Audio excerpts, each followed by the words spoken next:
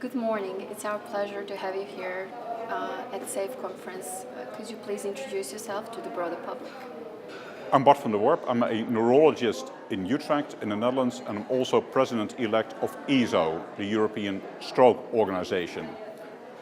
I'm now here in Zagreb in Croatia at the SAFE Working Conference to discuss the Stroke Action Plan for Europe. Could you give us more details about the project called Stroke Action Plan for Europe? The issue is that stroke treatments have improved greatly over the years, and the same applies to stroke prevention.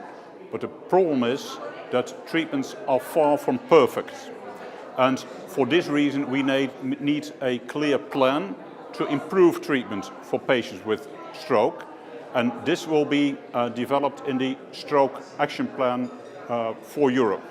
What is the practical importance of life after stroke domain being included in this new document, considering that it wasn't part of the previous document called Helsingborg Declaration? It's very important that we also include the topic life after stroke in the Stroke Action Plan for Europe, because we've just heard at this conference that patients think this is actually one of the most important parts of their treatment. Can you tell us more about the document itself and about its focus, but also about the length of the document and practical purpose that you plan to use it for?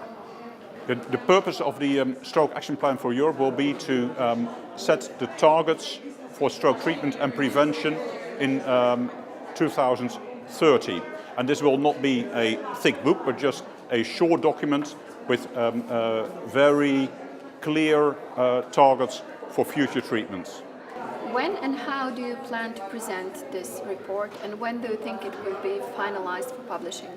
The document will be finalized at a consensus meeting in Munich in March next year. SAFE, the patients, and ESO, the professionals, work on this document together.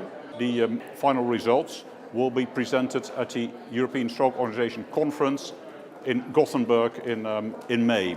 And we hope to launch the document at a meeting at the European Union Parliament in the second half of May next year. And we hope that the document will then be published online and probably also on paper in June or July. Practical recommendation, that's exactly the purpose of this document.